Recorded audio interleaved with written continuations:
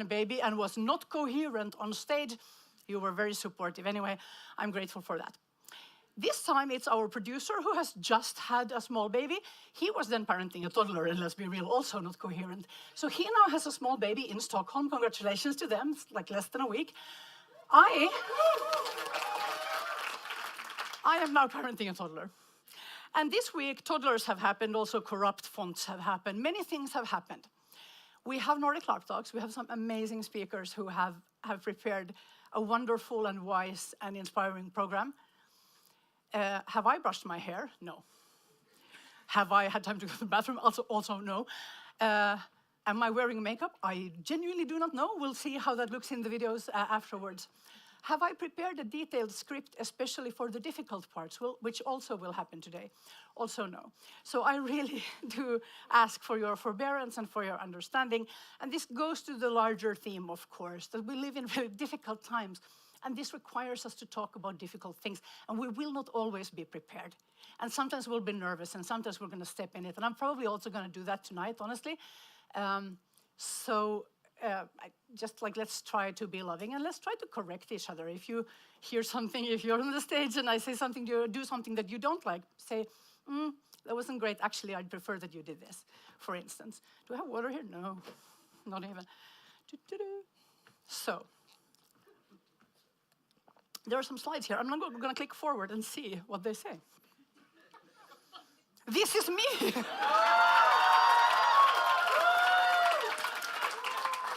Maybe it is a good thing to say that, yes, my name is Johanna Koljonen. I am the host of the Nordic Larp Talks, and I have been for a very long time, and it is the absolute highlight of my year to get to kickstart the Knutepunkt conference in this now very traditional way by these little tasty tidbits of a thought and reflection and inspiration before. Here is a slide that says fire. I think it's because all our speakers are fire. It's also possible that it means don't set things on fire. Do not set things on fire. But if you do, I'm sure there are emergency exits, for instance, there.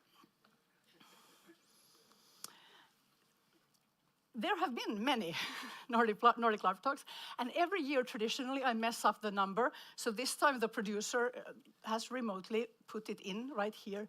It's the 15th annual Nordic Larp Talks, Johan, and yes, you can count, and there's a year missing. We had a pandemic. And it's the 4th in Norway. That is outstanding. That is worth such a big hand, because think about how many hundreds and hundreds of hours of volunteer time from all of our speakers and organizers this represents.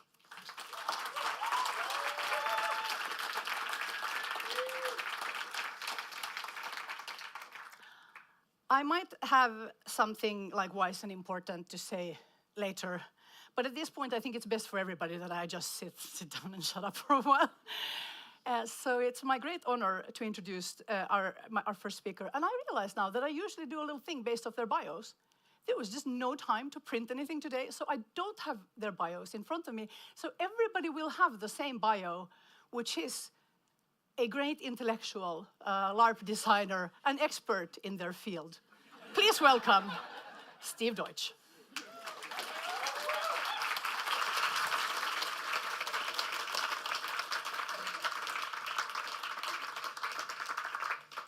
Yes, that's my name. Welcome, Oslo. I would like to talk to you about a subject of LARP production and how everybody is replaceable. And on this theme, I would like to focus on the question of resilience in LARP production. And I will talk about what I mean by this term later on. You probably have some ideas, but we will talk about this. I want to start off with something I used to say, or maybe still will say to people when I talk about one of our LARPs. It's a ship LARP, and it's built in a way where, designed in a way where none of the participants and none of the plots and none of the props and none of the locations are required for the LARP to work. All of this can change, and it's so robust that the LARPs will still work.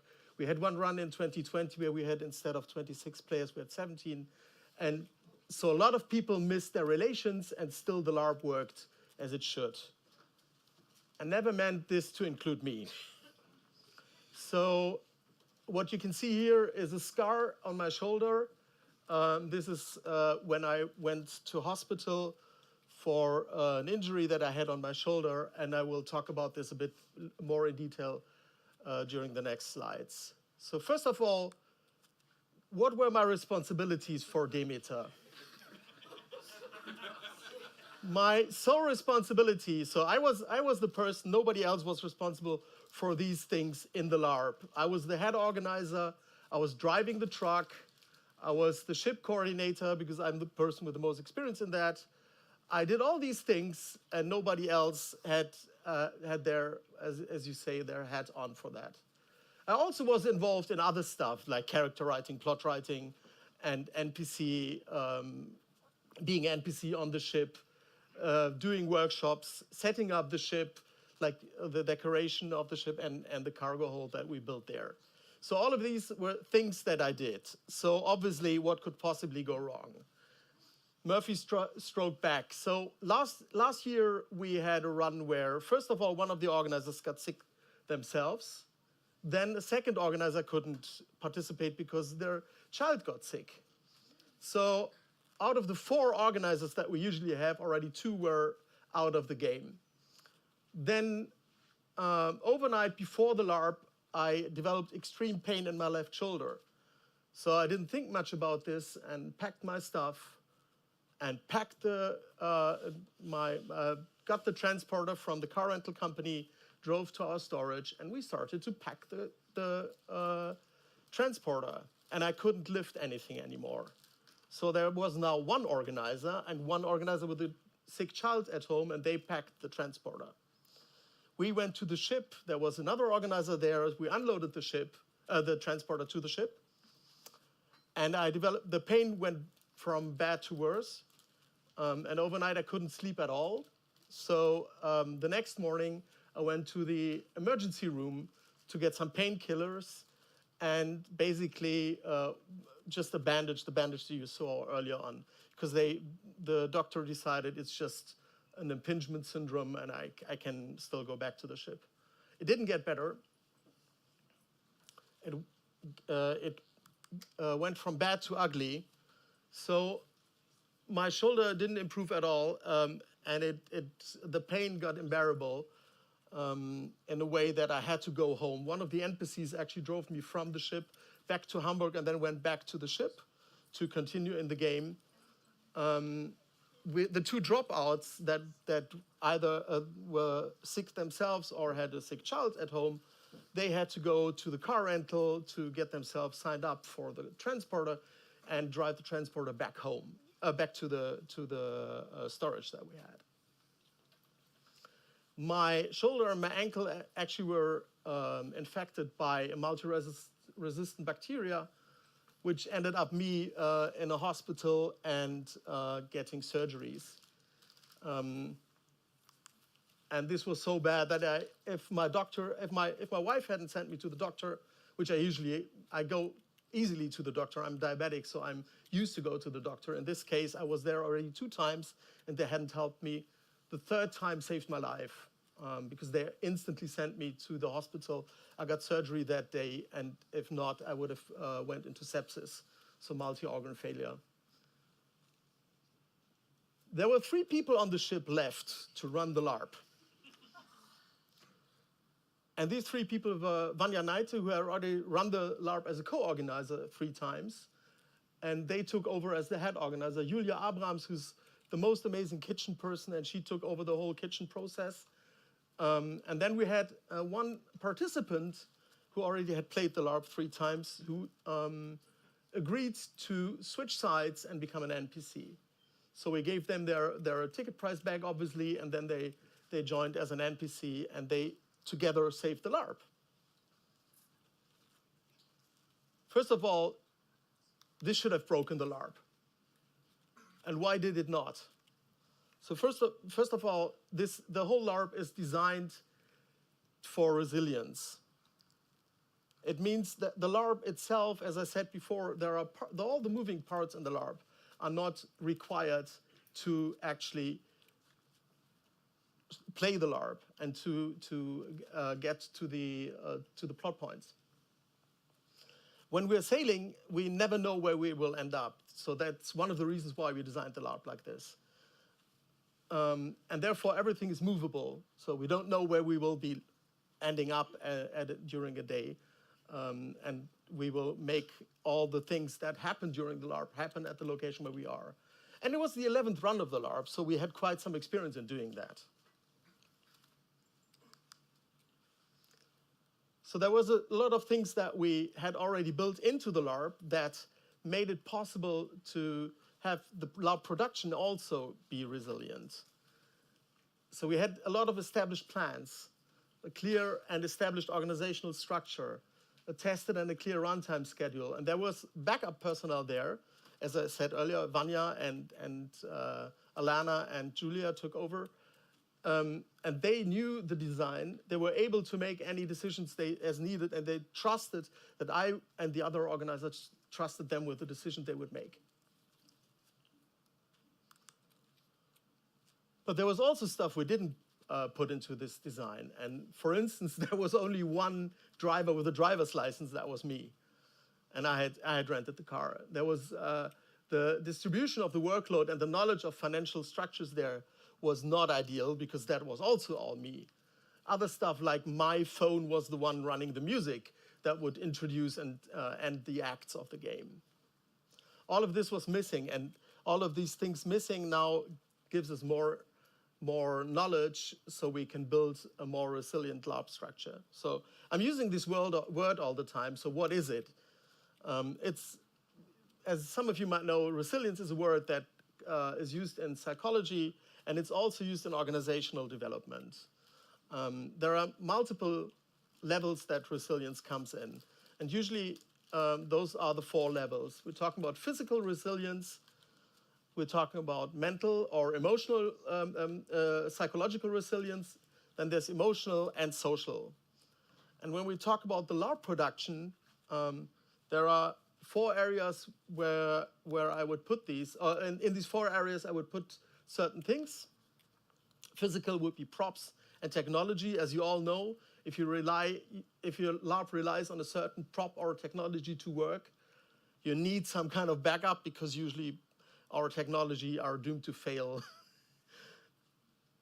Psychological resilience is organizer mindfulness, or missing this can lead to organizer burnout. That is a big theme that we discussed a lot last year, for instance.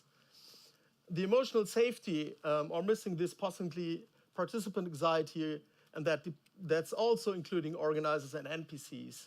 And last but not least, social resilience and the field where the organization has a trust in each other, where you have a community that carries the LARP, and where possibly flagging or other methods are used for the safety of participants, are used to get a social structure that is resilient against changes. And so these are 4 areas where we can improve on resilience in our LARPs, and going forward design our LARP production in a way that they are covered. And as a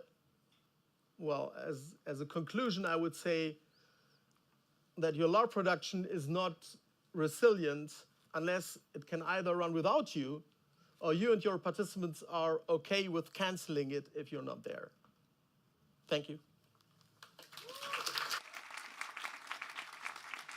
Thank you so much. So yeah, it really seems like we are in fact streaming. That is fantastic. There is a link to this stream in the Discord, I hear, if you need to share it with your friends, and of course you do. For those of us who are still on Facebook, I hear that the link is also available in the group. I'm already regretting promising the exact same introduction to everyone, so I do kind of hope that our next speaker will tell you which non-LARP game that he has been involved in, that some of you have run around to, but there it is. Please welcome the LARP expert, game designer, and great intellectual expert in their field, Adrian Hahn.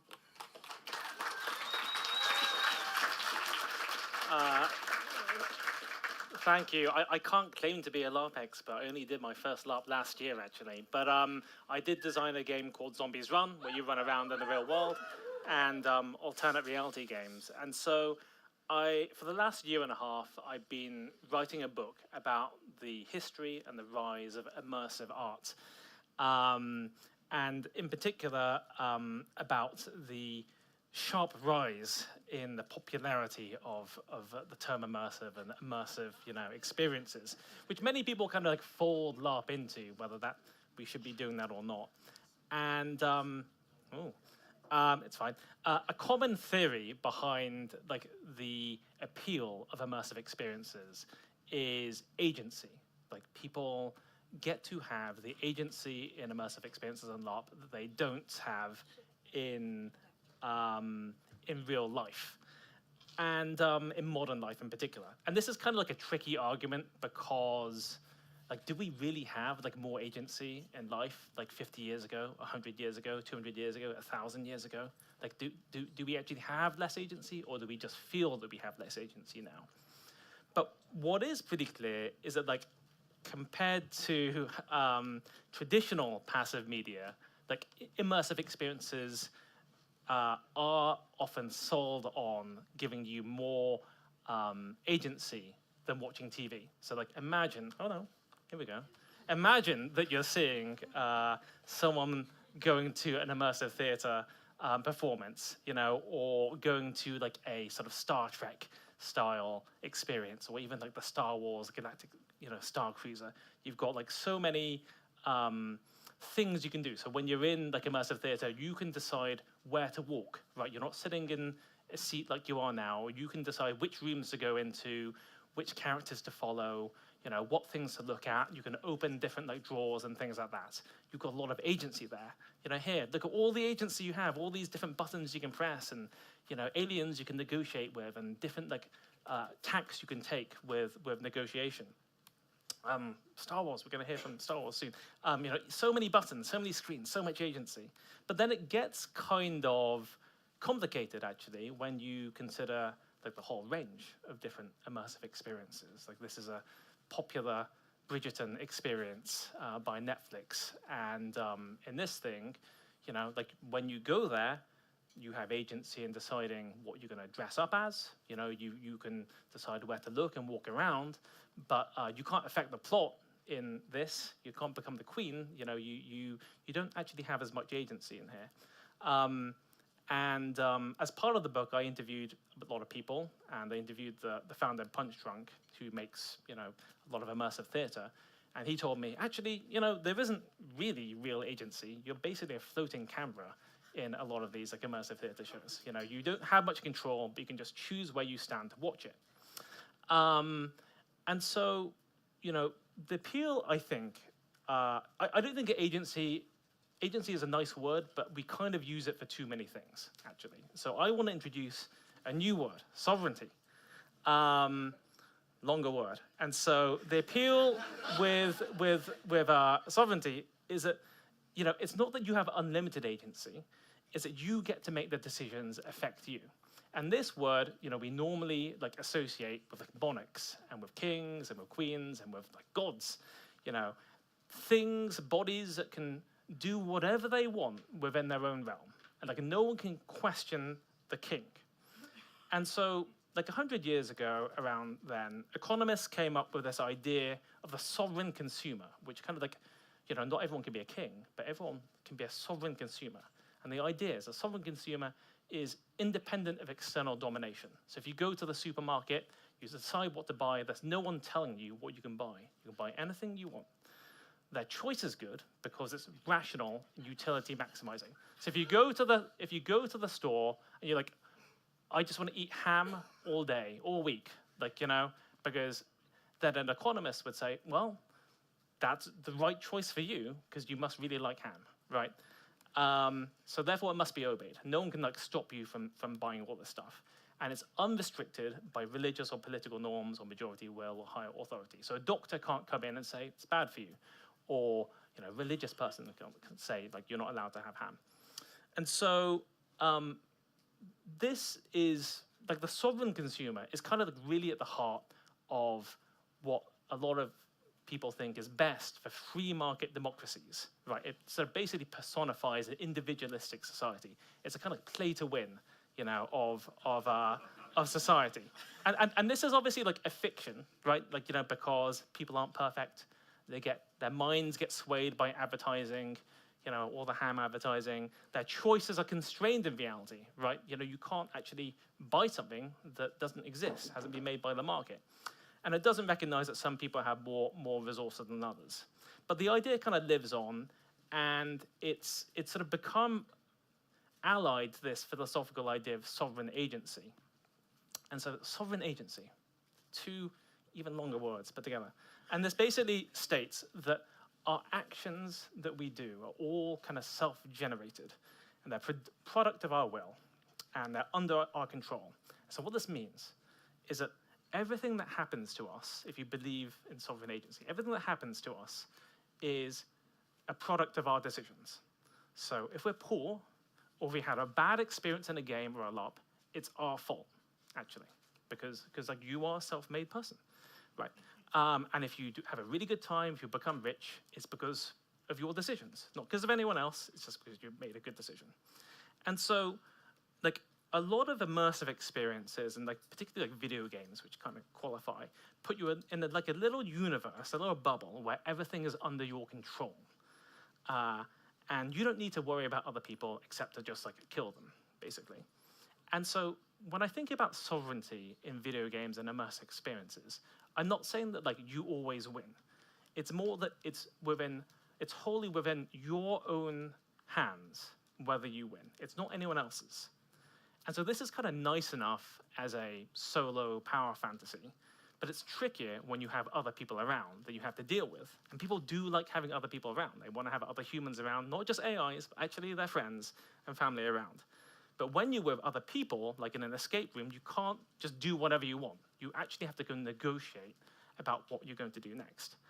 And so I think, you know, this obvious kind of contradiction, you know, was really sort of summed up by Hannah Arendt. Sovereignty, the ideal of compromising self-sufficiency and mastership, is contradictory to the very condition of plurality. No man can be sovereign because not one man, but men inhabit the earth.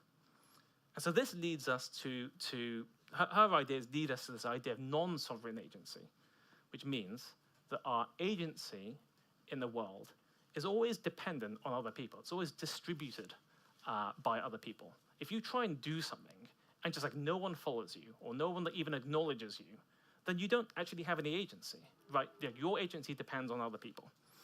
And what this means is that we bear much more responsibility for what happens to us and what happens to other people than we think. Even if we don't intend to do something, like it still matters what we do. And so in order to sort of get through this, we have to become much more comfortable with contingency and uncertainty. We need to have the courage to build spaces where people can try these things out. And it's very different from immersive experiences selling this like power fantasy of sovereign agency, of unconstrained action, where no one can tell you you're doing it wrong, where your decision is always the right one.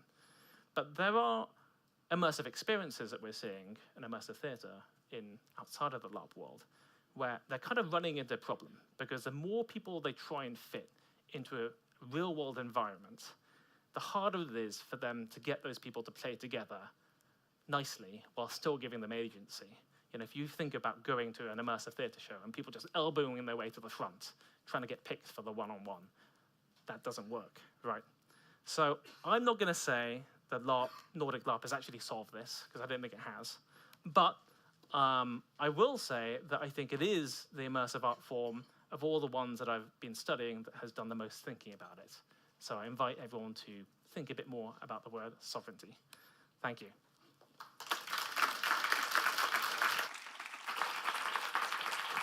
Thank you, Adrian. All right. So, it was slightly even teased already. I think the next speaker will introduce a little bit of themselves in the context of the talk. But of course, I need to tell you, importantly, that they are a LARP expert, a great intellectual, and a deep thinker in this field. Please welcome Cara Murphy.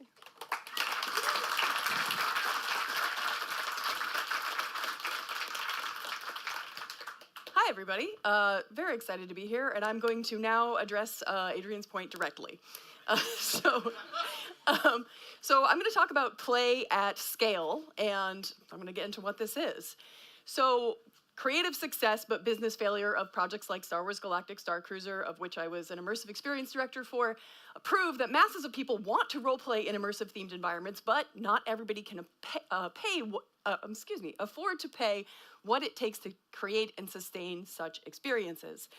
So the question really becomes, how do we bring this art form to the masses that want this without sacrificing the quality, depth, and intimacy of the experience? Well, I've got some ideas. All right, so the underpinning theory here is that people want to be active participants in their own choiceful, meaningful stories, just as Adrian was talking about. People want a role-playing theme park, but there are some problems, so let's address them. First problem, scalability.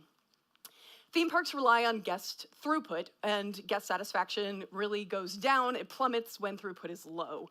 So on average, Hollywood Studios, for example, gets 30,000 visitors a day. Try to imagine a LARP at that scale. It doesn't really work, right? Now, we can also assume that we have a 1 to 25 ratio of cast to participants. When I say cast here, what I'm actually talking about are the interactive actors who are facilitating these experiences for people. So if you want to have 500, just 500 participants, that's 20 actors that you need for that. And then you need to cast 5 deep because there are contingencies, people get sick, et cetera, because the need for resiliency. So scalability, not so great. It doesn't really work. So next up, we've got the commercial viability of things like this. So we know that live actors are irreplaceable technology, right? A live actor can respond to you in real time.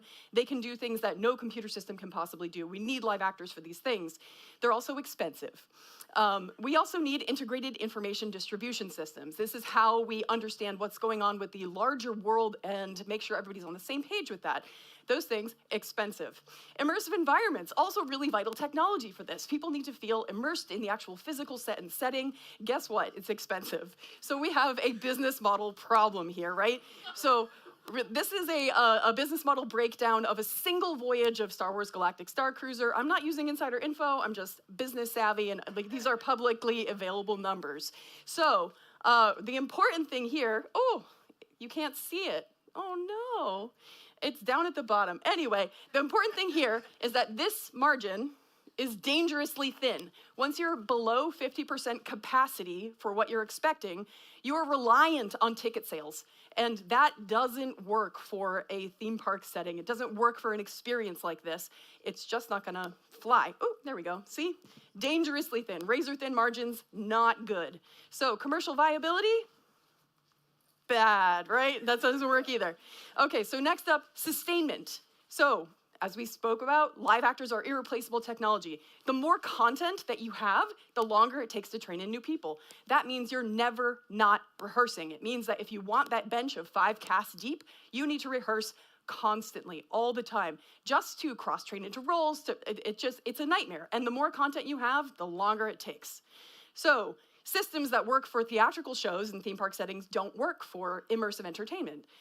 So this means you're constantly negotiating the boundaries of contingencies and scheduling and all these other things. It's an operational nightmare. Also, live actors deserve care, right? And these are hard roles. These are hard things to do.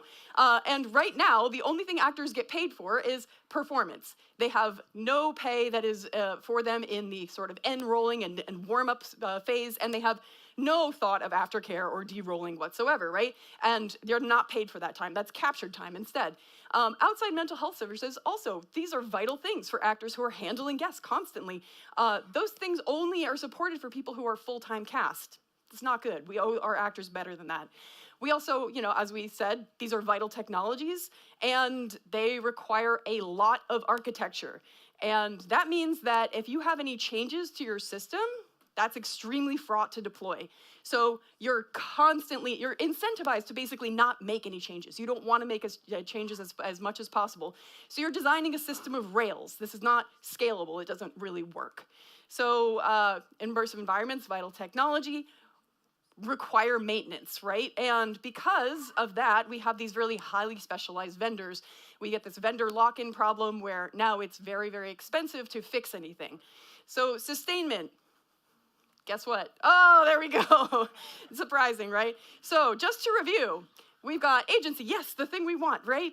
Scalability, commercial viability, sustain. Oh, okay. So how do we fix this? If everything's a designable surface, all we need to do is increase our throughput, lower our overhead, improve our sustainment, and just make meaningful agency while we're doing it. So easy.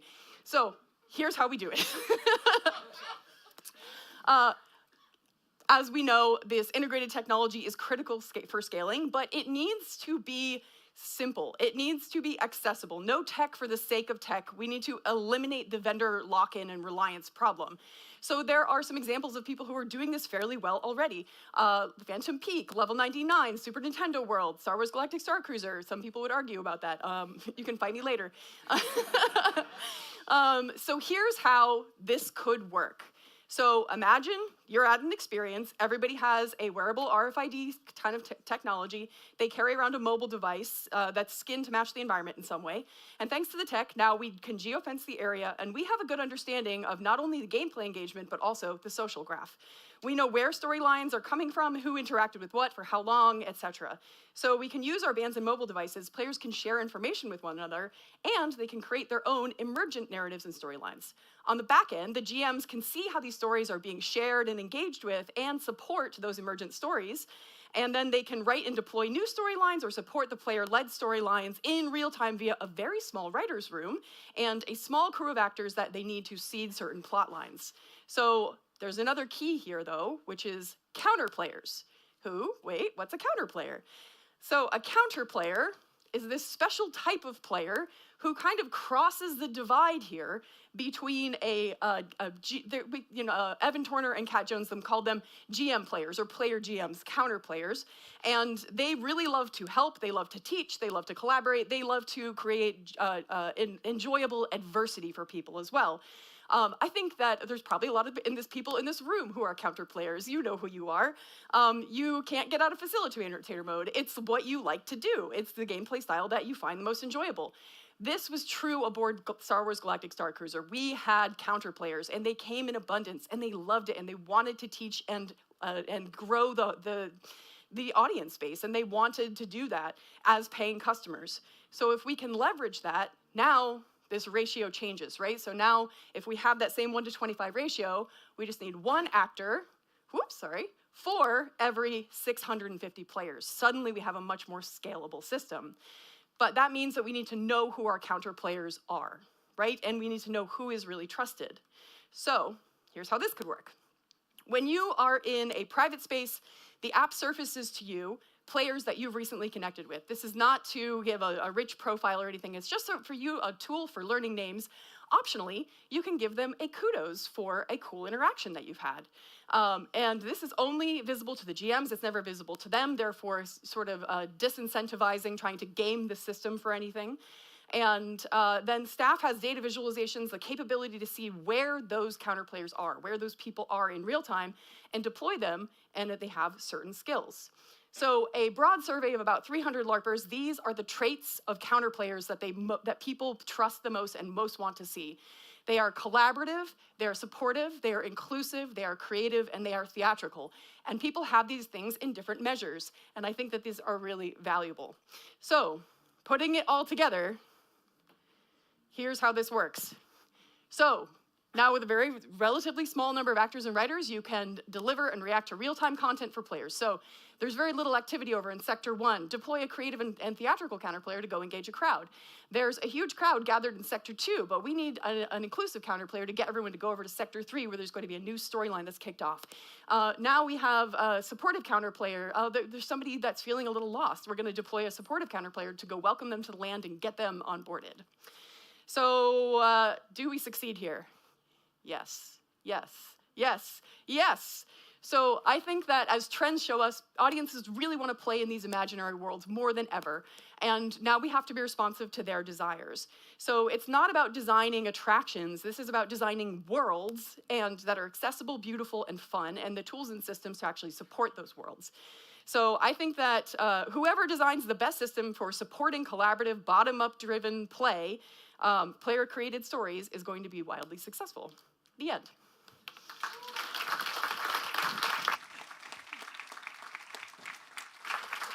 Thank you ever so much.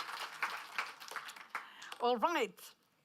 We have two more things before we're going to take a tiny little break, which, by the way, is going to be not even a break. So you better not even think about it essentially as a break. I'm just mentally preparing you for the fact that if you have a whole situation with, for instance, a bathroom or something like that, hope is on the horizon. And with that, the silliness is winding down from me because we're moving into, for a while at least, a more serious direction. Our next speaker is a great intellectual, an expert in their field, which, among other things, actually includes professional game mastering, but that is not the topic of today's talk. He's going to tell us himself, of course. Please welcome Carnelian King.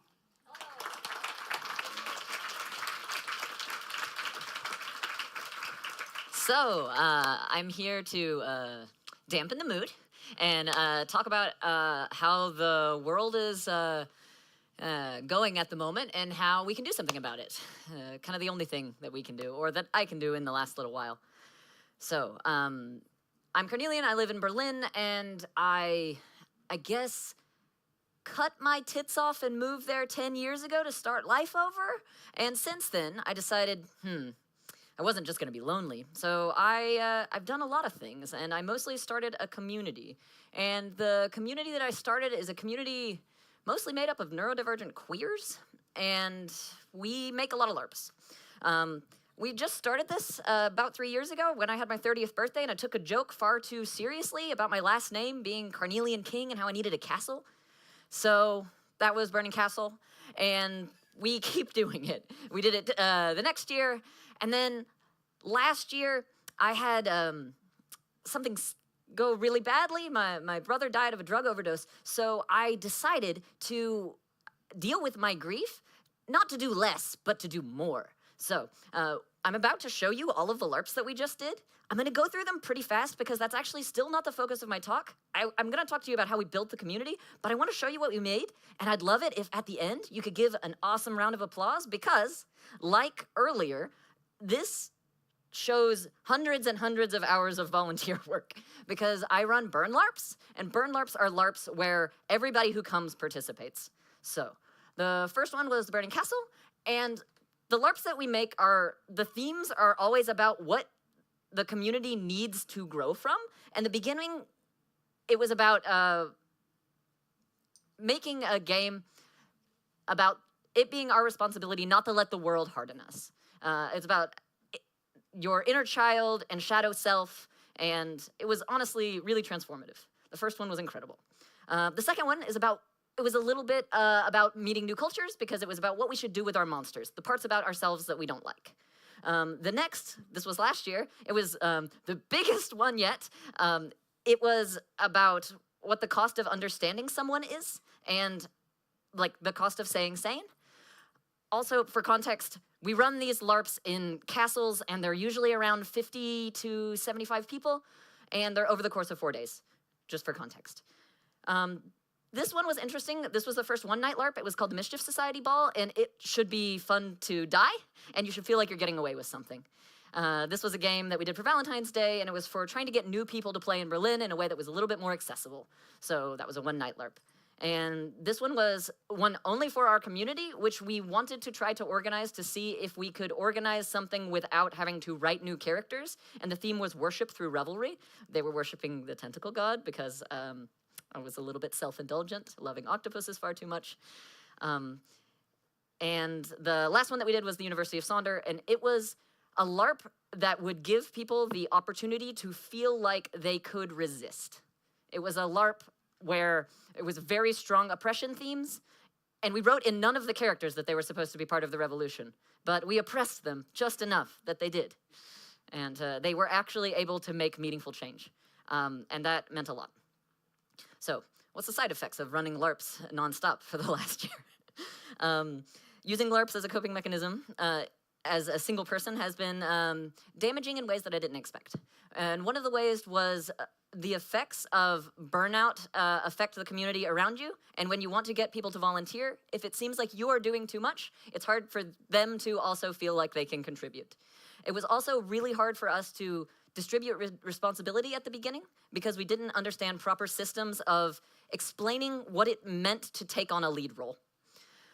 And we didn't really have time to implement feedback because we were running a LARP every 3 months. So we didn't have so much time to stop. But why? Why would we do this? Why would we spend all of our time making games like this? Because for us, LARP is a form of resistance.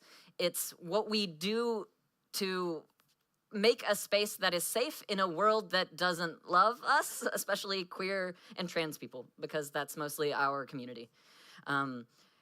We are also a lot of neurodivergent people, so we have fidget toys in our off-game room, which sounds like a small thing, but it's really a big thing.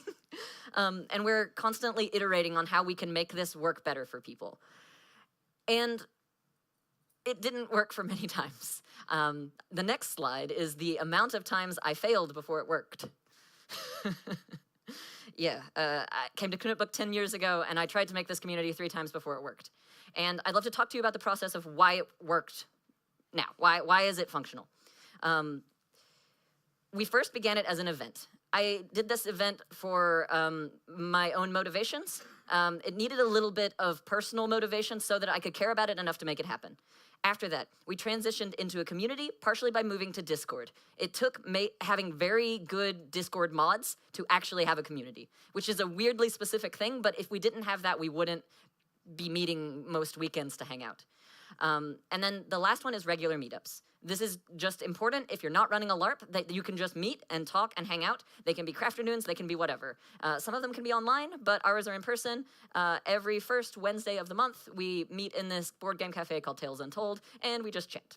It's important that we're not doing LARPs there, that we're just hanging out. This means that things that come up that might have become a big issue if we hadn't seen each other can get worked out more easily. What do we need to make a community work, though? One of the things that we really needed to do is we had a vision weekend, and at the vision weekend, we talked about our shared values. I would have loved to have put our mission statement up here, but it isn't. We are making a community that that cares about mutual aid. I'll talk a little bit more about this when we get to Discord tips, but it's important for you to have a variety of skills because you need a lot of things to make a community work.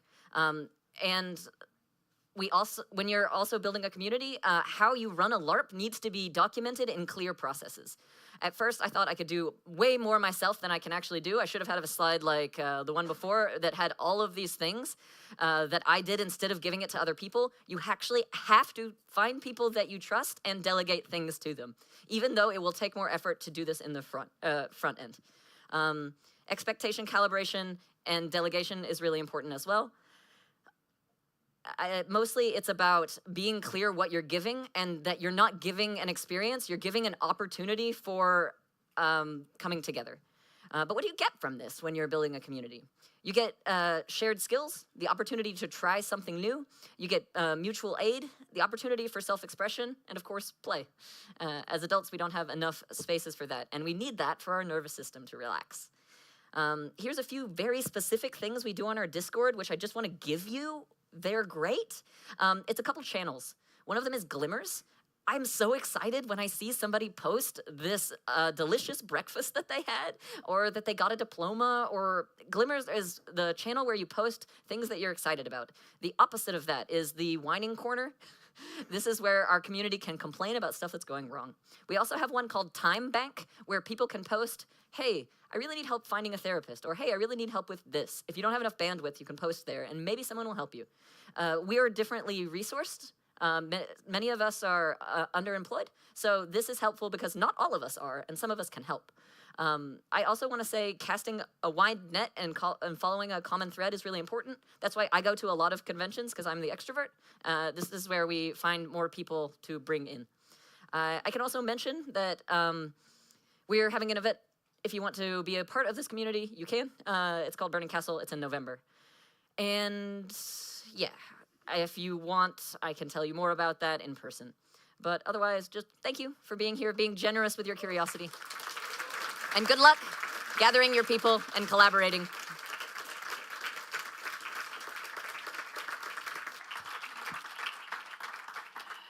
Thank you very much. So our next speaker wasn't here at the beginning for when I was speaking a lot of nonsense.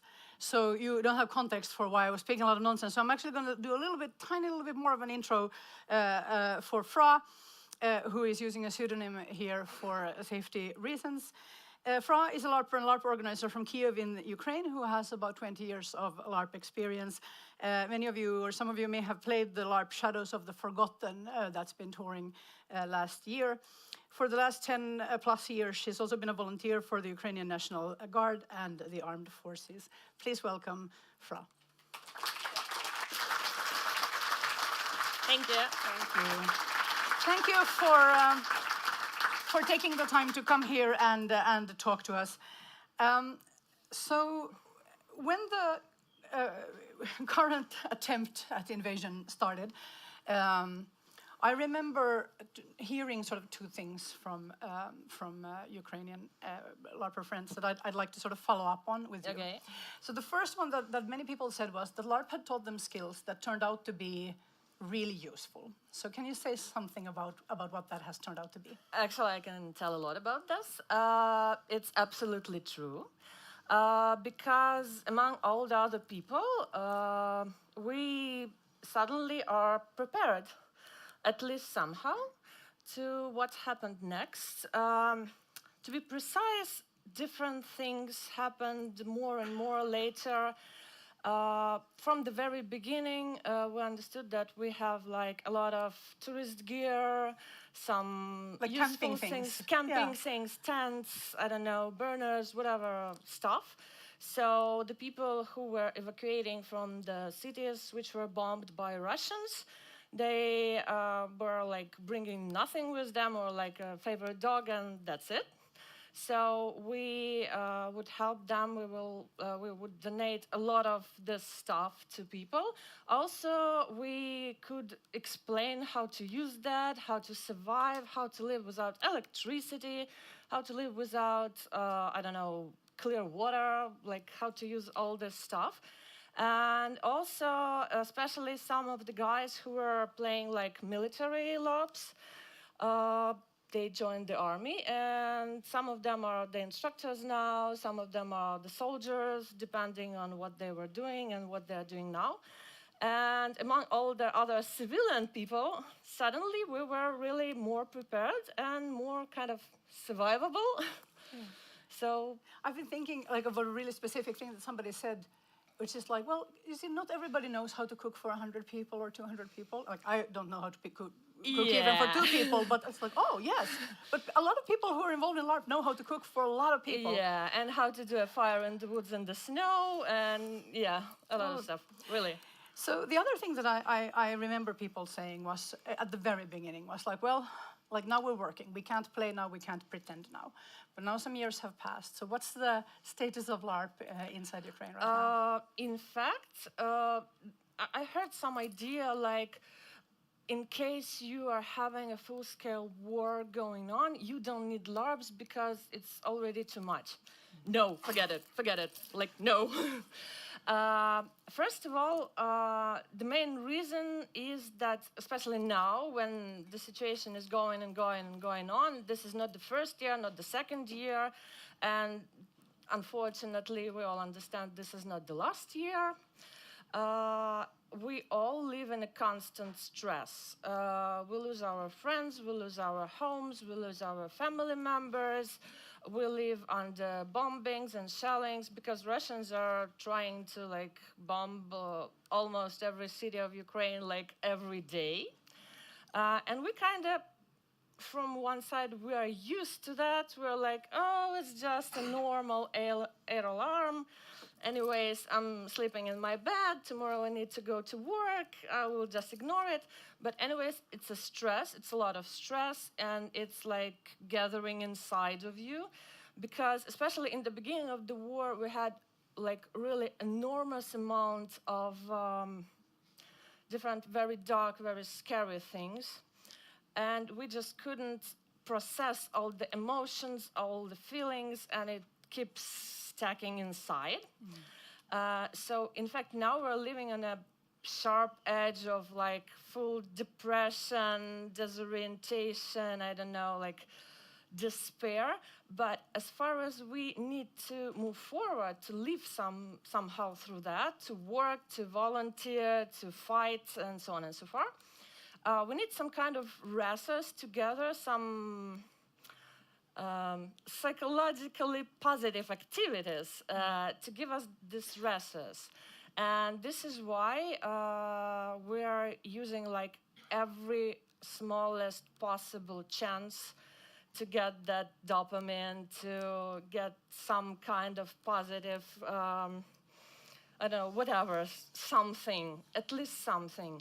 Of course, LARPs have changed a lot since the beginning of full-scale war, but for this year, for example, we have an issue. I'm doing the LARP, and I was planning to do another one, and I'm not sure if I still have a free weekend to put it. Because, yeah, we have every weekend booked already for different kinds of LARPs. Of course, they are not the same as we did before. We cannot do now LARPs in the forests because they are mined, or because of the safety reasons. Of course, we cannot do like super big LARPs for thousands of people, but we can have some kind of Nordic LARPs. We can have some like, I don't know, like small one-day LARPs, 3 days LARPs. And this what helps us all to live through this time, to experience positive emotions, to meet some people. And we're super, super happy now to meet our friends from LARPing community. I don't even understand how to explain it to you, because every time you meet your friend now in Ukraine, you're super happy because this might be the last time you're meeting them. So you are like super happy. You're alive, I'm alive. This is the best day ever. And every LARP is bringing this kind of joy, like we gathered, there's a lot of us, we're still alive. What a wonderful day. I don't have a follow-up question for that beautiful statement, but I will ask this. How can we support LARP in Ukraine and LARPers outside of Ukraine? There's different ways depending on what you're willing to do or what you can do. Of course, as far as war is ongoing, some people like me and like half of Ukraine. By the way, as for the LARPing community, this is a very common situation. Half of us are soldiers, the other half is volunteers. Because we are active people, we are people with principles, with some, I don't know, ideas, with some feeling for everything.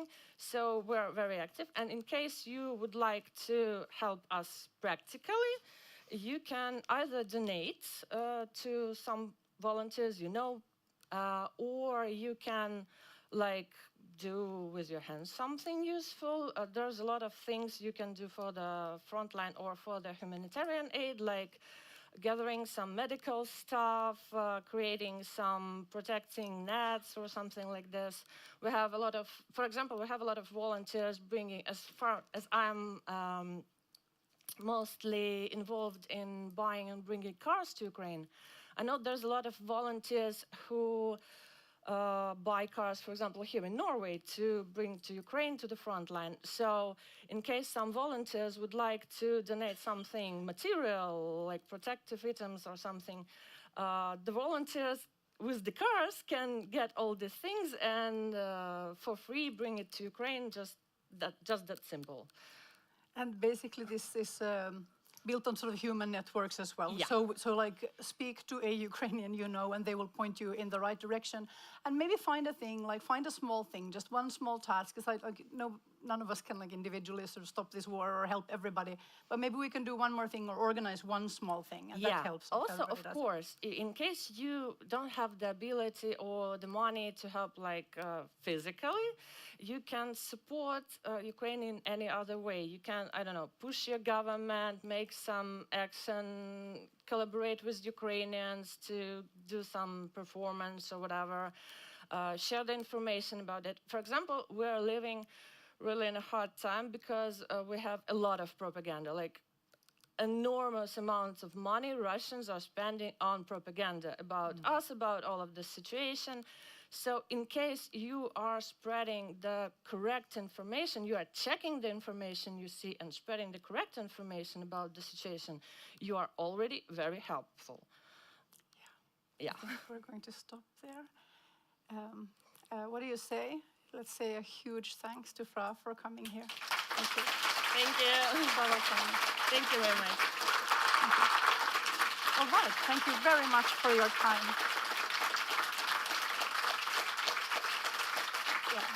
What Yeah. little You want to say notice. one more thing? Yeah. Let's do one more thing. One short notice. We will have a Ukrainian drink about on the Knutpunkt. So in case you have some questions, we have some answers. Yes, let's do that. Yeah, thank you very much. Thank you very Love much. you. All right, my dear friends. What I'm going to tell you now is that we're going to have a 5-minute break. And you all understand that that's not actually what it is. It's actually a 10-minute break, but I call it a 5-minute break so that we can start at 10 minutes from now precisely. And this is especially important because some people are going to go see Heilung tonight. The rumor is, or like the information on the ticket is, that the main act goes on at just at 8:45, and you'll be fine to make that even if you stay to the very end. But let's double check your emails if you have tickets and so on. I certainly am expecting to go. I will see you back here in 5 minutes, so that we will continue in certainly 7 minutes. It's now 5 past. I'll see you back here at 10 past.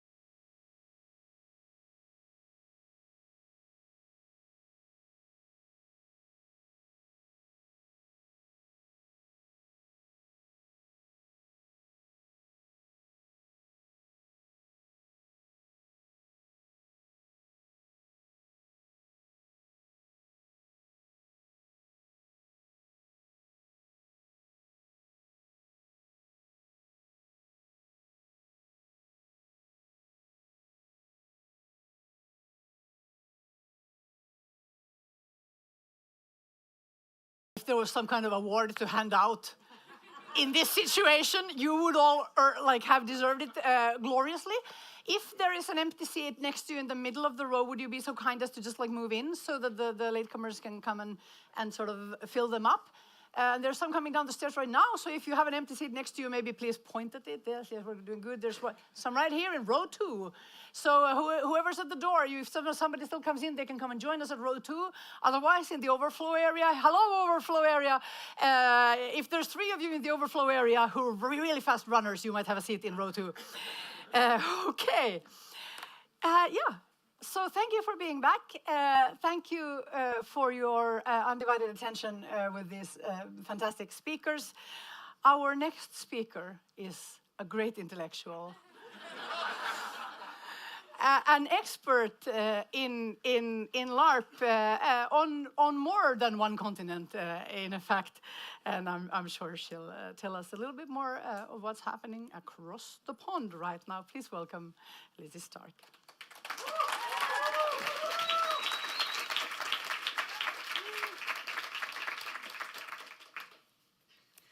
Hi, I'm Lizzie, and I'm from the US. And what I've been thinking about is, what does a game designer do when her country feels like this? I've been wrestling with this question. I know I'm not alone. My country is rapidly dismantling its own democracy, eroding the human rights of people I love, and moving swiftly toward fascism. It absolutely feels like a trash fire to me. I find it difficult to stand on stage and say this when so many other people in the world are withstanding war, occupation, famine, atrocities, and more. I know some people in this room and some of the people watching online have been directly impacted, and that others here are career activists.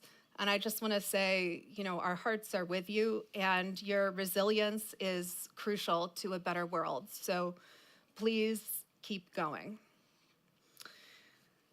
Let's be clear. LARP design is not going to stop a war, halt a crisis, or put out any trash fires on its own, but I think it has a supporting role to play.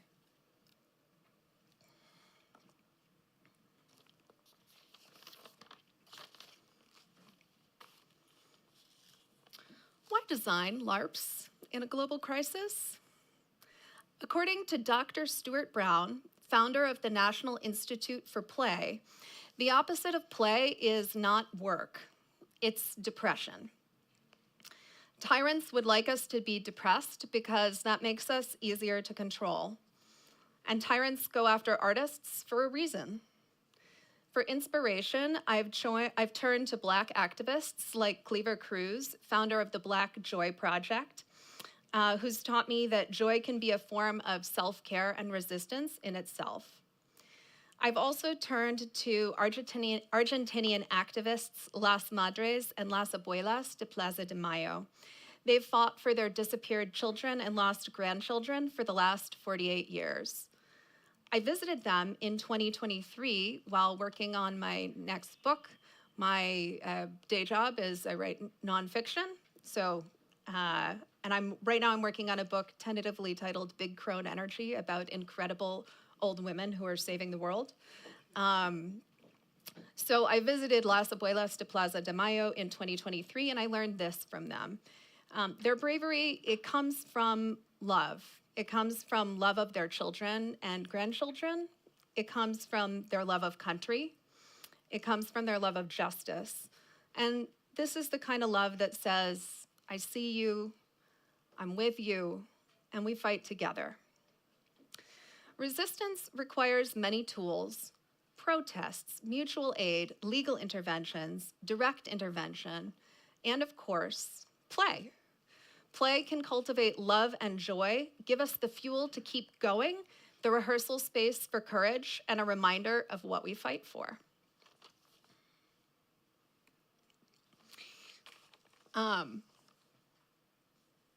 One reason we design LARPs is that when you're a hammer, everything looks like a nail. So we're LARP designers. Of course, we want to make LARPs that respond to current events. I want to be part of a revolution where we sing, dance, write, and LARP, not as a distraction, but as proof that we're still here, alive and fighting. Today, I'm going to tell you a little bit about how my LARP collaboration with Jason Morningstar, we call ourselves Six of Hounds, puts this into practice.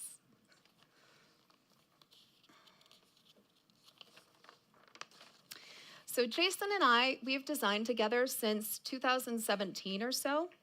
We meet for 2 hours a week, and we publish designs when we feel they're ready. Our collaboration is about artistic satisfaction. We're making the LARPs we want to make for fun and for art. We're a proudly small-scale venture, and we design scenarios with small social footprints. Think 3 to 8 people, 4 hours or less, and like some stuff you printed out on your home computer. We publish our designs on itch.io. And Jason is an astonishing designer and an incredible collaborator. He's probably most famous for designing Fiasco, but this man just designs constantly. If you are interested in this topic, you should definitely check out some games he designed without me. There's Winterhorn, which was created to help activists harden their defenses. And if you're volunteering to call voters and speak to them about issues, he has also designed a LARP you can play while you do it. It's called Phones of Glory. So realistically, who's going to play our games? We don't know a ton about our audience, so we make a lot of assumptions. We assume our audience is small, perhaps a few hundred people.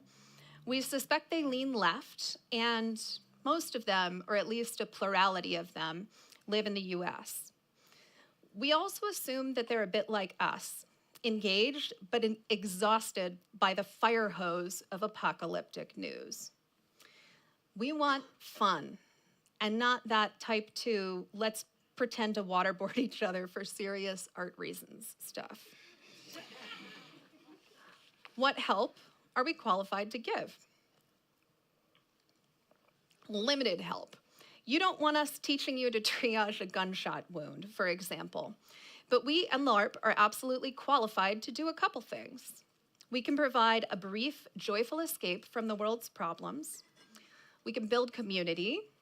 We can provide a rehearsal space for courage, and we can provide space for reflection on current events. Here's how that has looked in practice. Our response to COVID was to make 4 lovers. Our goal was to build community and provide space for reflection. We designed this in the pandemic's early days when we knew people weren't ready to talk about what was happening.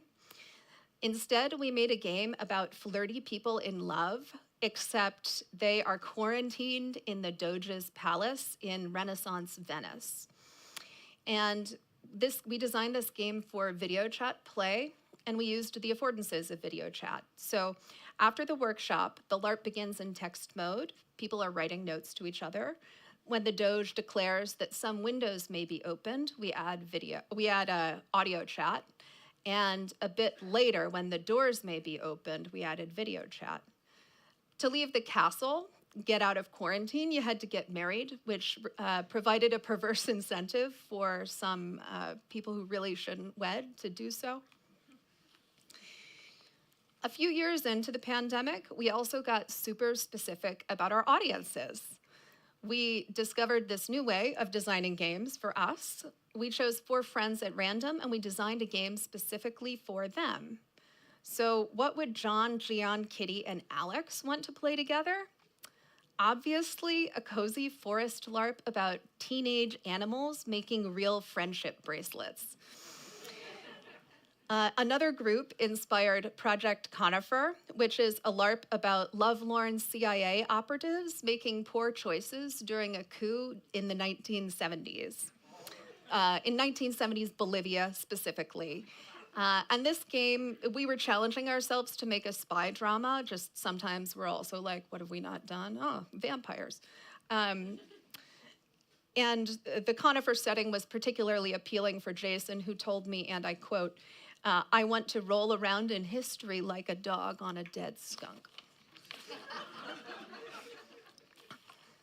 After the Russian invasion of Ukraine, we designed the broadcast. We wanted to make a rehearsal space for courage. We wanted to raise awareness, and we wanted to help provide some sense of solidarity. So one of the stories that reached us in the days after Russia invaded Ukraine was of TV Rain, which is a Russian news station closed down for its coverage of the invasion. The journalists resigned live on air in protest. Their last words were "no war."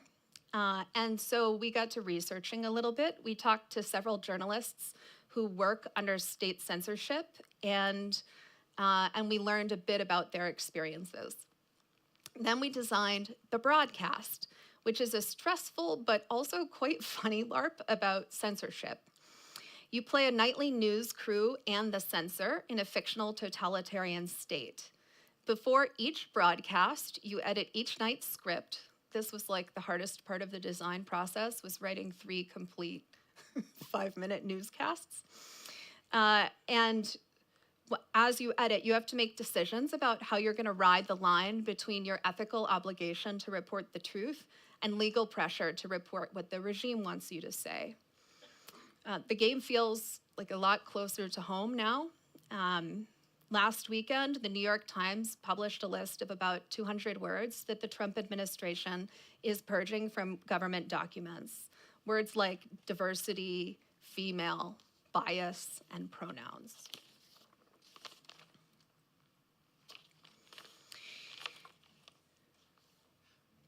Our first inclination after the 2024 US presidential election was to make a LARP about a revolutionary cell of prey animals in bucolic Mosley Wood, the same place where they were making the friendship bracelets just a few years earlier. But that didn't meet the fun part of our brief, and it also started to take a strange turn into a strategic card game, and that's just not our wheelhouse, so we threw it out. Then a declassified OSS brief from the 1940s went viral, called the Simple Sabotage Field Manual. And I'm just going to say that again. It's called the Simple Sabotage Field Manual, and if you Google it, you will find it. It's what the US circulated to agents and partisans behind Nazi lines during World War II to help them slow down fascism. It's mostly tips on industrial espionage, stuff like keep the saw blades dull, but it also includes help for office workers. Things like, and I quote, "When possible, refer all matters to committees for further study and consideration. Attempt to make the committees as large as possible, never less than 5. The manual inspired us. Some of our audience and some of our friends and family work for the US government, which is the world's largest employer. Right now, many workers have been rope-a-doped into subverting the agencies they serve and destroying their own jobs. Maybe our game could help spread techniques to help slow things down. The result is the Mosley Wood Slowdown, in which prey animals working for a predator at the mousetrap factory try to slow production without getting fired. It's currently in playtesting. You see some of our playtesters here. And if you want to learn more about it, please get in touch. Slowdown techniques alone aren't going to stop fascism. No one thing will. But small acts of resistance add up. They buy time, and they create friction in systems of oppression. In times of crisis, joy can feel like betrayal. While the world burns, play can feel selfish. But the opposite of play is not work, but depression. That's exactly what authoritarianism, injustice, and despair feed on, our exhaustion and numbness. It's a privilege to know how to design LARPs and to have the time and the bandwidth to do so. We all resist in big and small ways in different areas of our life, and all of them are needed. Jason and I, we don't have it all figured out, but we do know this. Joy fuels us, play strengthens, restores, and recharges us for the fight ahead. Play is not just an escape, it's fuel. And it's proof to them and to us that we are still here, alive and fighting. If any part of this resonated with you, like, let's keep the conversation going. We'd love for you to play our games and tell us whether they helped, even for a little while. Find us and tell us what kinds of play-based resistance you're working on. We want to learn what you've discovered and pass it on. The more we share what we learn, and the more we share what works, we all grow. In closing, I want to tell you what Tati Almeida, one of the Los Madres de Plaza de Mayo, told me. She's the lady in the picture a few slides back.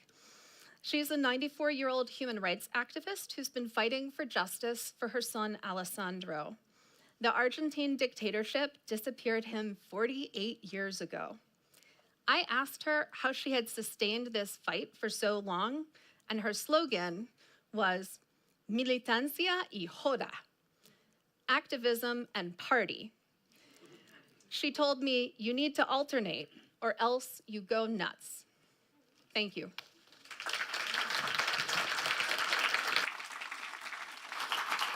Thank you. Our next speaker is a great intellectual, a LARP designer, an expert from many perspectives, in fact, on the process of LARPing.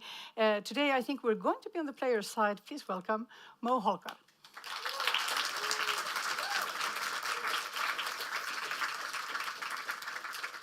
Thank you, thank you. I have to admit, I'm not actually even an expert on this topic I'm going to talk about now, because it came out of conversations with the very wonderful Anne Marchadier.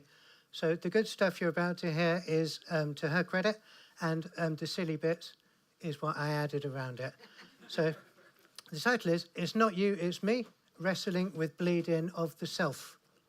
So we talk a lot about bleed in LARP. That's the transfer of stuff between the player and the character. Mostly we talk about bleed out. So that's when things that from within the LARP affect you yourself after the LARP is finished. Like, for example, when your character is best friends with another character, and then after the LARP is finished, you find that you feel warm and friendly towards the person who played that character, even though you don't know anything about them at all. So that's bleed out. That's quite familiar with that. It's been studied a lot.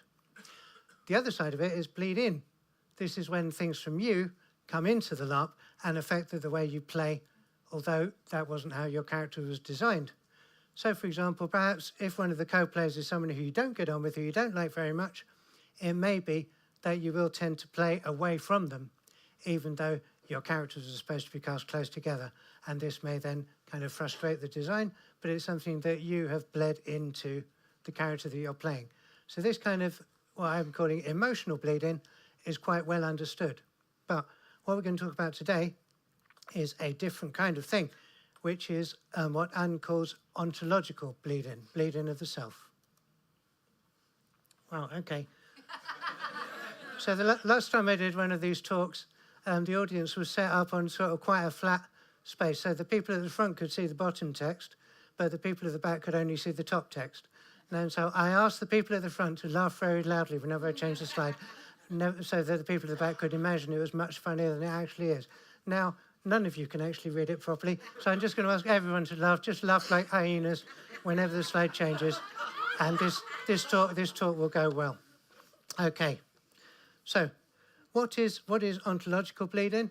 It is when your character's behavior and their actions and so on are affected by things that you've brought in with you into the LARP that are just about who you are and how you are as a person. Okay? They're not choices that you've made, they're just essential properties of you that because you are in this LARP, your character is endowed with them. So what sort of things am I talking about? So let's start with sort of very simple things, physical factors. The body that you share with your character and the essential properties that your character is forced to accept, like how physically strong are you, is not really possible for your character to be physically stronger than you are. Do you have a disability? Do you have restricted movement? Do you depend on external aids, such as glasses, walking sticks, hearing aids? These end up having to be part of your character, whether or not the character was originally designed to be that way.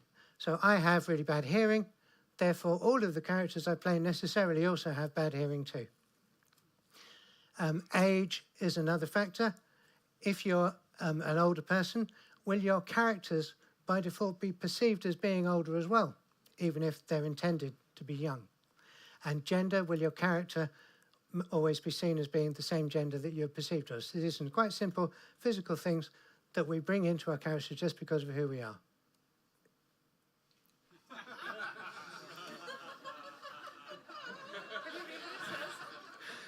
I don't know. Just go with it. Right. So another area of ontological bleed-in is knowledge and other sort of matters of the intellect. Because by default, your character is going to know the same things that you as a person know. And you may find that you're saying things, like if you're in a conversation about intellectual matters with another character, you may find that you're bringing in stuff from yourself that you know about and are interested in understand that the character might not necessarily actually be as au fait with, and you may find that you have to kind of dial yourself back a bit. Actually, my character is not familiar with ancient Greek philosophy. They were a farmer in rural Denmark in the 17th century, so maybe I should sort of cut out the references to Plato and Socrates. But it happens a lot, and you'll do it without even noticing it, without even realizing, until you notice the kind of glazed expression on your co-player. Another sort of personality factor that we can talk about, things like charisma.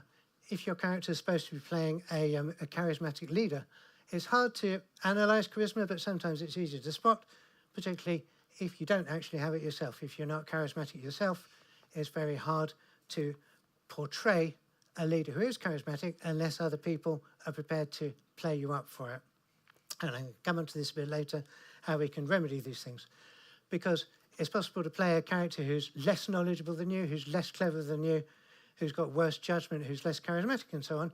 But it's a challenge to even think about how to play a character who knows more, or who is smarter, or is wiser, or who is better at leadership than you are.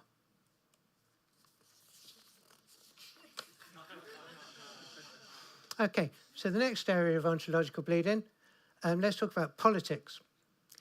Characters in historical LARPs are absolutely notorious for being much more friendly towards progressive causes, such as votes for women. Should women have the vote? No, that's a terrible idea, says Mr. Victorian. But after about 5 minutes, he says, oh, actually, I see your point of view. And the reason is that LARPers, who are mostly very progressive, find it really, really hard to really inhabit the mindset and the moral values of someone who is not at all progressive in these important ways that we take for granted as part of how society should be and how people should be towards each other. So kind of identifying with a viewpoint that you personally think abhorrent is a really hard thing to do as a LARPer. And it may be that if the designers have expected there to be a heated debate around the Victorian dining table about votes for women, they may find that actually the scene falls a bit flat because after 5 minutes, everyone has seen the light and is agreeing with each other. So politics, in this sense, is just a part of a more sort of general moral code. Our personal sense of right and wrong is really deeply embedded in us as people. And so we can't help but, by default, we will bring that to our characters. For example, the idea of putting family honour above considerations of love, to most of us, LARPers in kind of Western society, is a really weird one, and you wouldn't do that, and it's going to be hard to roleplay.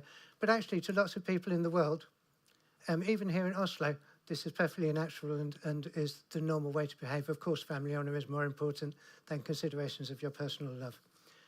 Religion's another thing. Difficult for LARPers who are not themselves religious to play religious characters with any conviction. It is hard. And it's important to recognise that this kind of ontological bleed-in will happen unless you actively work against it doing so. So, what can we do about it? Let's start with physical factors.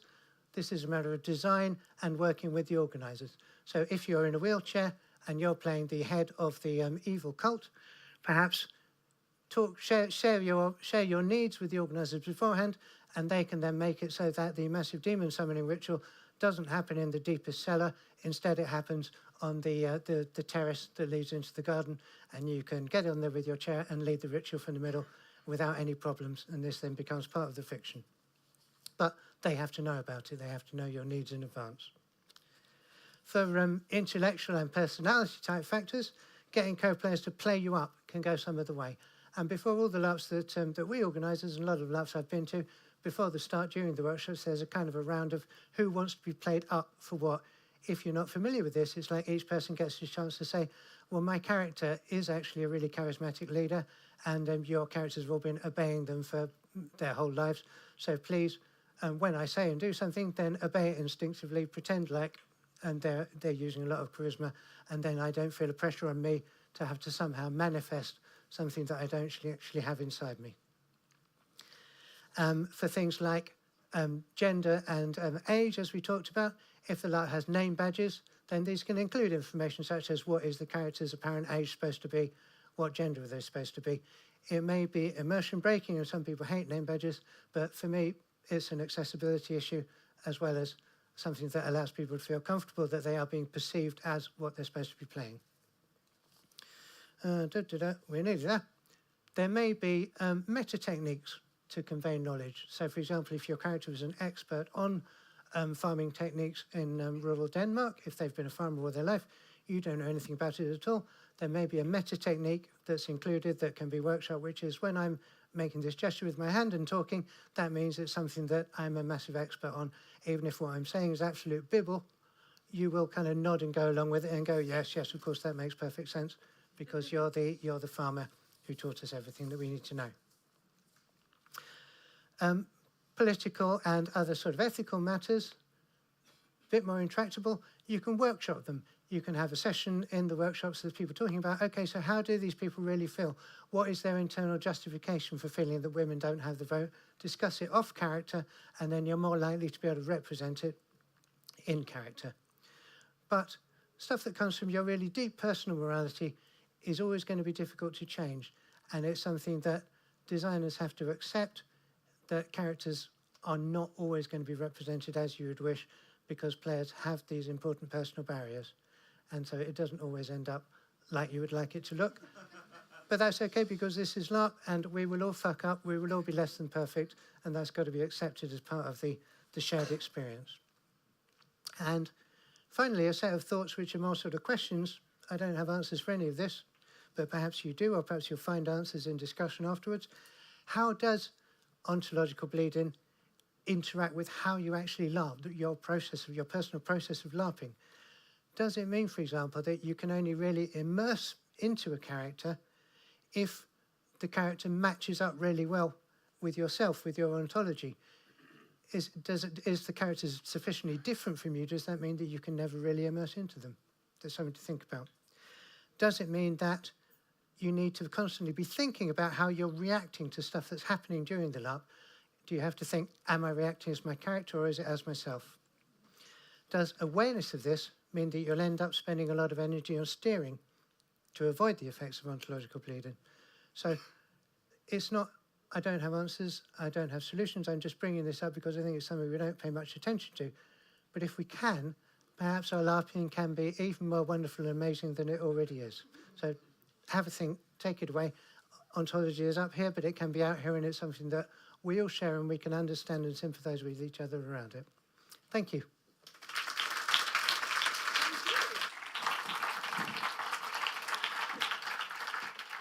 Final speakers will be feeling a little bit more pressure because we need to be finished by 1:15 so that everybody can make the actual gig. Oh yeah, our next speaker is a great intellectual, and honestly I have no idea what's going to happen right now, but there's some kind of video that may or may not work. They might speak without it, in which case you can see the video in the online version later, since there it will work. This great intellectual, this expert in LARP, and other things of which we will now hear. Please welcome Jamie MacDonald.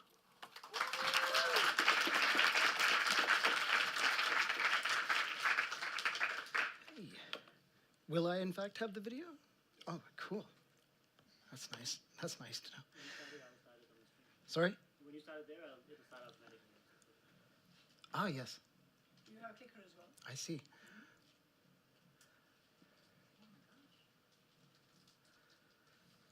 Has that, in fact, started?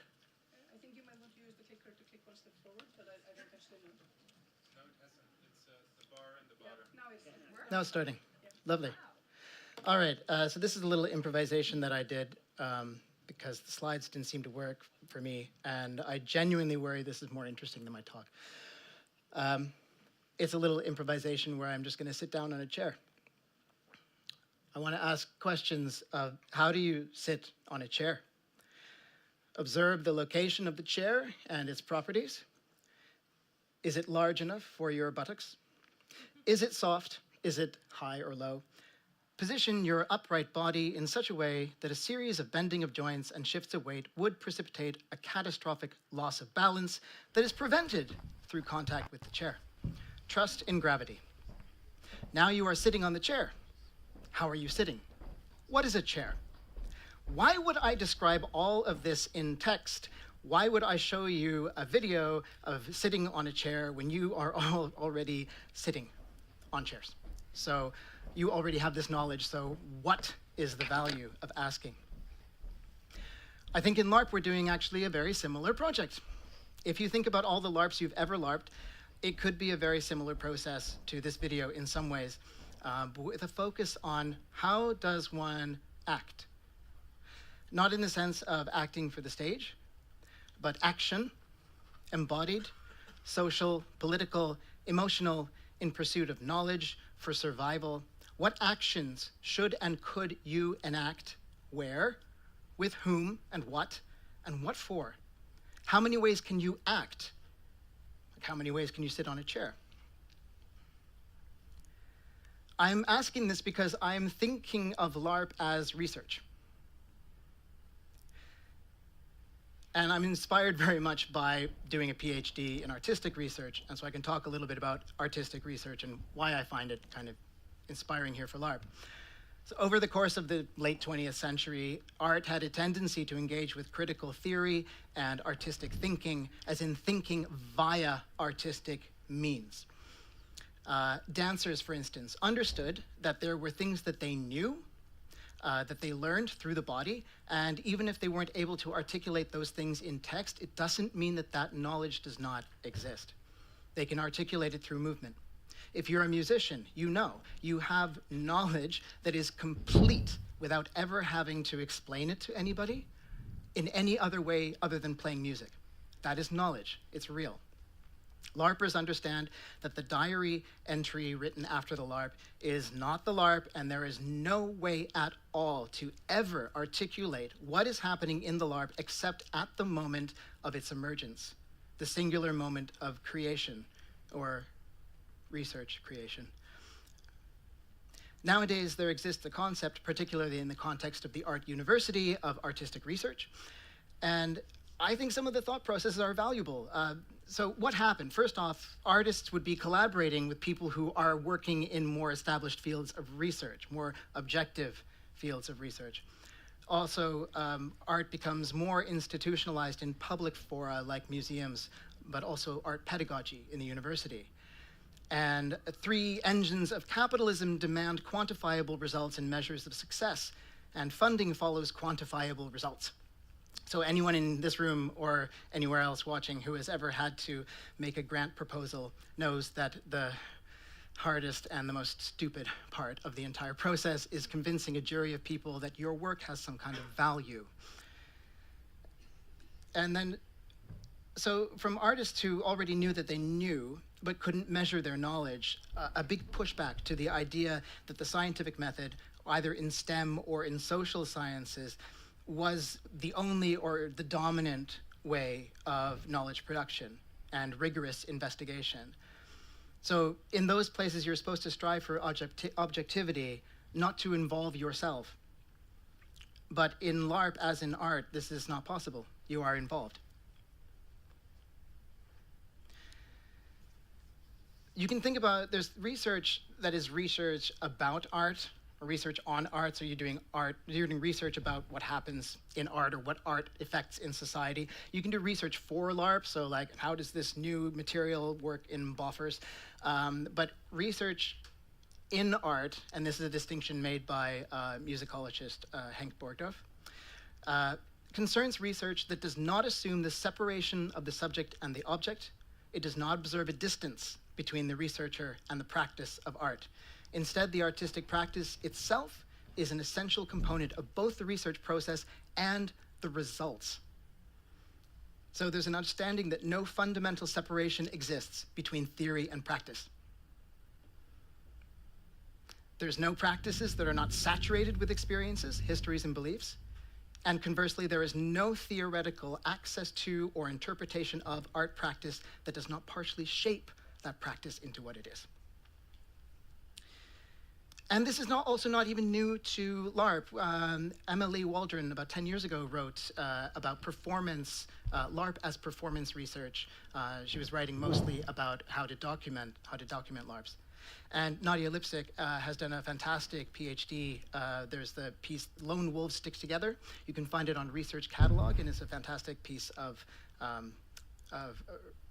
artistic research. And of course, this is a hard sell to say that art is research, because it's not scalable.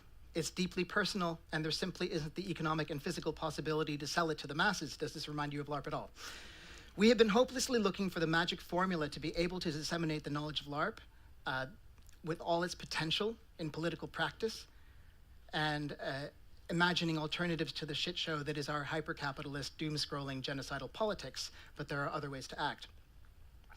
And I'm super, super inspired by one writer, Natalie Lovelace, who made an amazing book called How to Make Art at the End of the World. You should all read it. You must read it.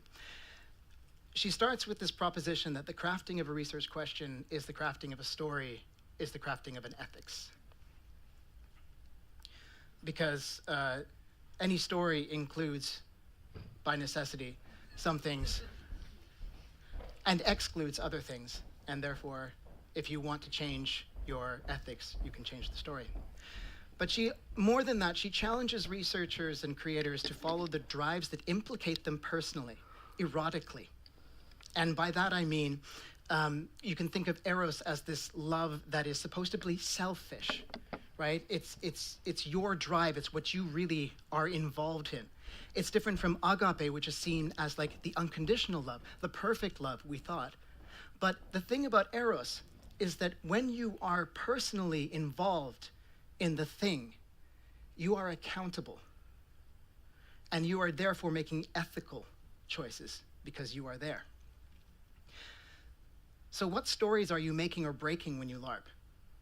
Observe the properties of the society with ethical codes and norms that differ from your own.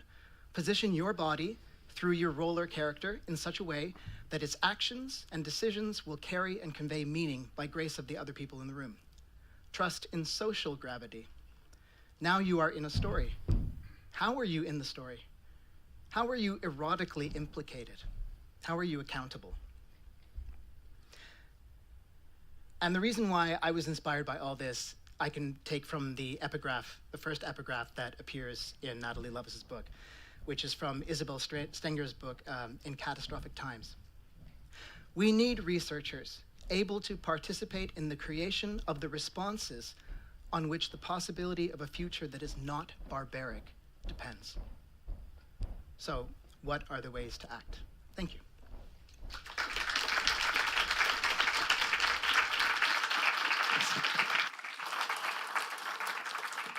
I would have loved to see your faces. I think some of you were like, yeah, and some people were like, what? And I think whichever trajectory you are on, that will continue as we move to the next speaker, a great intellectual, an expert, in fact, among other things, in artistic research. Please welcome Aron Levente, previously Aron Virtalan.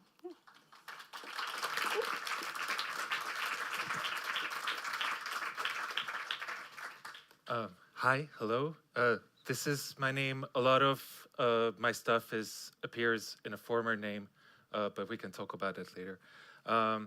So my talk is called What Medieval Spirituality Taught Me About Intimacy in LARP. Just very short, I'm an artist. I ran a role-playing children's camp for about 15 years, and I'm also studying to be a lay theologian, a quite clumsy one for the record. And over the past years, I've been exploring how spiritual communities from the Christian Middle Ages were trying to wrap their heads around matters of intimacy. And this journey has been slowly undermining and rewiring the way that I think about LARP, a practice that to me is about practicing intimacy. This journey has taught me that I'm in fact always in ecstasy, that LARP starts with a U, not with an I, that trust is better than consent, and that intimacy is impossible to practice, but it can be joyous to attempt it anyway, especially with your pals. Easy, here we go. Also, just to be mindful of the time, I might stick my head in the text from moment to moment. Am I? Yeah, that should have been the slide. So in my work, I host and guide role-play-like experiences and also make publications that invite the reader into exercises for senses and language. The pictures you will see here are mostly from my work. I take inspiration from the kind of mystical literature from the Middle Ages that people wrote in their native language. So examples of this are the English Cloud of Unknowing, written by an anonymous monk, or the writings from the Beguine communities, which were semi-official networks of laywomen living in spiritual communities. These texts are usually collections of intimate poems, visions, theological speculations, and conversations. We may assume that these are merely records of highly private experiences of individuals, and that's that. But when we look at the life of these texts, to whom they were written, we see that they are more practice manuals that are meant to circulate in peer networks between other practitioners, monks, beguines, lay people. Behind me, you see the Latin manuscript. It's a later manuscript of the Mirror of Simple Souls, a 7-step do-it-yourself manual for mystical union with the world, originally written in Old French by a laywoman, Marguerite Porret, around the 1300s. This book can be a talk of its own. Marguerite was later sentenced to death by the Inquisition for spreading this book, a book that claims how you don't really need the church for salvation, and also salvation is possible in your life. So we already have some subversive and DIY practices that are being circulated against the grain of dominant narratives of spiritual imagination. And it's, of course, hard not to draw a similarity between them and LARP subculture methods of knowledge circulation through open access scripts, self-hosted workshops, and zines. A central theme in the spiritual writings, and the one that I'd like to expand for the rest of the talk, is how one's body and sense of self is challenged when it tries to be intimate with someone or something that seems entirely other to oneself. And we can call this challenge of the body ecstasy and the ecstatic. So in medieval spiritual imagination, the body is both the subject that experiences the ecstatic, but also the place through which the ecstatic occurs. For a body to be in ecstasy means becoming a paradox. Ecstasis literally means outside of the body, so being in ecstasy means to be inside and outside. And it's less of an experience that contrasts the everyday, but rather a gentle yet strong admission that we are constantly spilling into the world and inviting the world to spill into us. What we assumed as an inside reveals itself as an outside, no separation. As much as there is a body and not just a fiction of language, the body might be a shifting choir of memory, dust, air, minerals, nutrition, radiation, your voice, my thoughts, all these things raining in and out of our senses, pores, and hidden depths of our hearts. The body is always in ecstasy, like right now. And of course, this body radically entangled with the world can sound quite contemporary to our ears, and indeed there has been some flourishing conversation between medieval studies of religion and feminist and disability and minority perspectives, as well as ecological and decolonial voices from the global south. But what about LARP? So to me, LARP is a practice of intimacy, more precisely an intimacy with the other. The other is the eternal stranger, someone who I can never fully grasp and never fully reduce, and at once cannot help to recognize and admit that it is present with me. Role-playing is often called an empathy machine, but I agree with Karina Erdmann's critique against understanding empathy as self-recognition in the other. Because what about intimacy with the stranger? With the one who cannot possibly in whom I cannot possibly recognize myself. When I role play, I leap into the unknown with what the cloud of unknowing might call little blind thrusts of love. We can say that this is an alibi for interaction, but for me, this is a midwife to the ecstatic. A gentle yet powerful and often shocking tumble into a world ultimately beyond my comprehension. And in this way, LARP doesn't escape from the world, but rather falls headfirst into its multiplicity. The roles I play and the games I play always know something I never do and never will. even as a solitary experience, role-playing reveals the other in me to myself. Philosopher and physicist Karen Barra talks about that even when you're touching yourself, you're touching the stranger within. And I think LARP is very accurate in addressing questions of the I, the me, but as a practice of intimacy, LARP could be more articulate about the you. I like to hear more ways of playing that starts with attending to who and what's outside of us, even attending to the experience of playing, recognizing it as a strange creature of its own. And from there, let the role be slowly revealed to us through the relationship we move through and move with, as the stranger generously offers feedback to our attention. And in this way, embodying is less of an immersion, but rather a dance, a conversation. It is less of a fake it till you make it, but more a fake you till you make me. So what's at stake here? Role-playing is not an a la carte experience. You can't dial in exactly what you want. And because of that, I think more than consent, it requires trust. Trust is admitting the relationship between individuals knows something that the individuals cannot. From the view of the sovereign, the intact selfhood, this is an unsettling and even frightening prospect, as it is beyond something we can consent to. We can't fully decide to trust, rather trust creeps up on us to gently hold our hands and nibble on our skin. We are less creators of our experiences or world builders, we are at best gardeners or lovers. But we can get better at gardening and daring how to love. Because what's particular about the spiritual handbooks from the Middle Ages, that even at the height of visionary and erotic overload, they still insisted on a pedagogical dimension. Even accounts that I just felt very ill and received a vision usually proceeds on like highly technical explanations of that. So there was a pretty buff bookshelf next to which you felt ill probably. So for LARPers, this is further proof that you can be horny and still remain a complete nerd. Just get a book, invite your friends over, and you're ready to roll. And in this way, and there has been collective practices about this that I don't have time to get into, but you can come and ask me about it.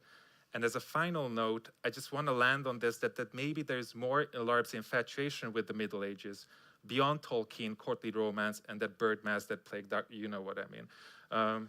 Because there seems to be a kindred sense in how we study this unfathomably wide world. A world we can never fully control, but we can get better at tasting its comings and going. Spiritual intimacy and playing are the same as much as they are impossible to fully master, which make practice just as much a thing of effort as a thing of waiting, surrender, and grace. Playing is often about the exquisite pleasure we find in first admitting the impossibility of something ever being achievable and then going for it anyway.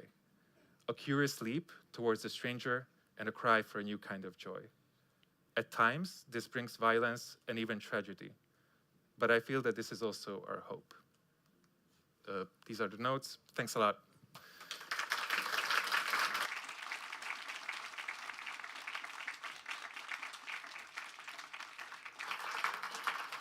Thank you so much. Thank you, Jamie and Aaron, for this incredibly intellectual and roundabout way of landing us in our bodies. The final thing we will do tonight is to land back in the world before I'll let you go out and join it. Please welcome from Palestine, the great intellectual, LARP designer, and expert in many fields, Tamara Nassar. Please welcome you.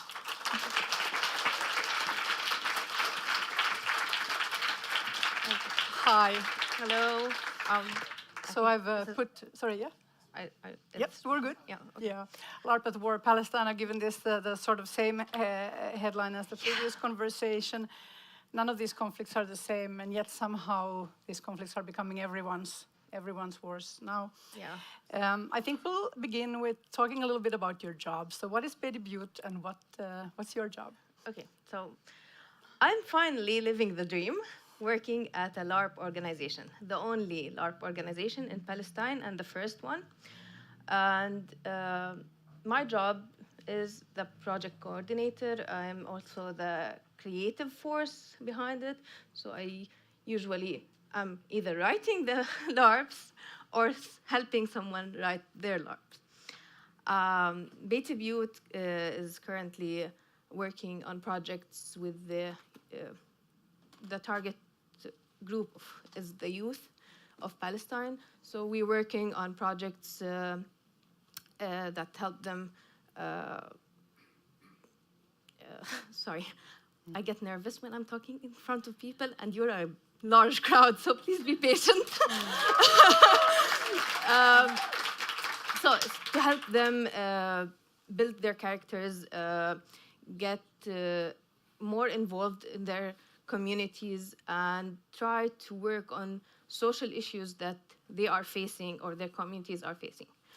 Just because this works differently in different languages, I said the youth in this context is sort of 18 to 18 30? to 30 years old. Yeah, so also people who are really active, like in society, already in the Yes, world, yes, young exactly. adults, essentially. Yeah. So what's the LARP Factory project? Like, LARP Factory is a term that might be familiar to people. Yeah, actually, we stole it from you. Yes, so. exactly. I think, for instance, in Norway, we have had at different times they've existed in different places, but essentially they're kind of community hubs for making and playing LARPs. Yeah. Okay, so what's the LARP Factory project you guys did last year? The LARP Factory project is actually a training program for Palestinian youth from anywhere in the West Bank and Jerusalem. Unfortunately, we couldn't reach Gaza because the war started. But so basically we had 43 participants in the program who learned all about writing LARP, designing LARP, and facilitating it, designing board games, creative writing, social entrepreneurship, and costume design, and anything that is related to LARP and play. And they utilized all this knowledge to create their own games that address social issues that their community is facing. So there were games that were created about immigration, about mental health issues, about gender-based violence, and other issues that we are facing. There are some political games also. So yeah. Yeah, and it makes sense that would feel like quite important. Yeah. Obviously, you're all like, wait, there are 43 additional Palestinian LARP designers now that I don't already know. How do I play their stuff? We can just say that that's going to be possible. Yes, soon. it is. The LARP manual that has all the games that were developed during the two groups that worked in LARP Factory is being translated. So when it is translated, we will publish it to the public so anyone can see the games and use them. So we've talked in different ways today about this topic. Like, is it silly to LARP now? And I think a lot of people whose countries or whose lives are not currently affected about the terrible things and the horrendous human rights violations that are happening, for instance, in Palestine, and of course especially in Gaza, are thinking, what am I even doing? Like, does LARP have any value? What would be your answer to that? We LARP to live, not just to exist. Because LARP, thank you, because LARP, in my opinion, creates this collective experience, collective memory that will go on with us and it will be shared by others. So we use LARP as a way of storytelling, of sharing our experience, our reality with other people. And I think it's important to have LARP in our lives, especially for the people in Palestine. The demographic that we're working with is the most vulnerable. And having LARP as a way to take a step away from reality and live through other characters, through stories, through places other than where we actually live is helpful. It also gives them the opportunity to create something that will tell the story to other people, their story to other people. So many of the people who went through the LARP Factory, of course, are going to use their skills to make educational LARPs. We've also talked about LARPs as a source of joy in different ways. That's also true in Palestine. And there are more poetic applications as well.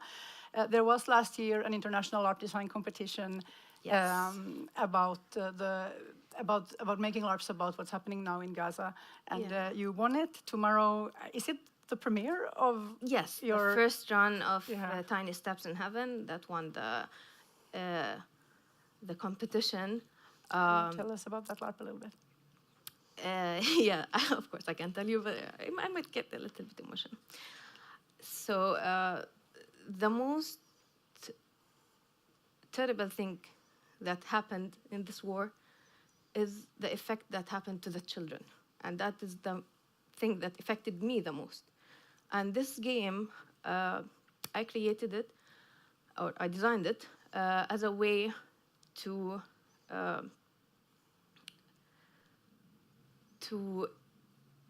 help people remember those children, to remember their names, to know their stories, and to understand that they're not just numbers, they're not just statistics. Over 20,000 children have been murdered in Gaza. And I want people to remember Reem. I want people to remember Hind, and Aouni, and Muhammad. And that is what Tiny Steps in Heaven is all about. So the people who play this LARP tomorrow, can you say a little bit about what the LARP is like? Yeah, the LARP is about the children who ascended to heaven and their journey to ascend to heaven, actually. They will be on the stairwell to heaven, and they will go through the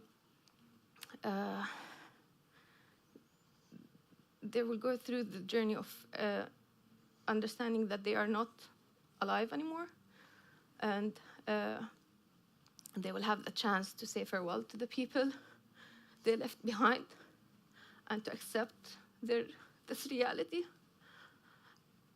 And so, yeah. So it will be possible to play this LARP tomorrow. I don't know if it's full yet. I think there were some spaces available when we last checked. Of course, it will also be possible to read and to run later. And I think it could be valuable for everyone to just check it out at minimum and consider whether there is a context in your life where you would feel safe to play it or to run it. And if you don't, that's also interesting and maybe something to also sit with. Yeah. So there's very little we can say after all of this. I think one place to learn more about what we can do for Palestine is, of course, in your program items also. Yeah. So in KP, we're having a roundtable. We would love to have anyone who thinks that they can help Beit Biyut in creating collaboration work that would be used in Gaza, basically in Gaza. We are now working on creating LARPs or projects that hopefully when everything settles down can be used for children to as a trauma, how to deal with trauma, and as a way of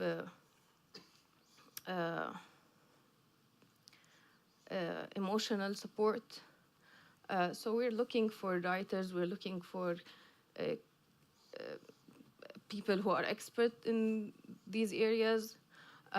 Even if you're someone who knows how to write for grants or proposals that might give us the funding for this project, yeah, we'd love to have a talk with you. Let's make that happen. I'm going to have one more minute of things to say, but so don't run out immediately. But we're going to finish this talk by saying thank you so much. Thank you. Thank you for having me. Beautiful to see you.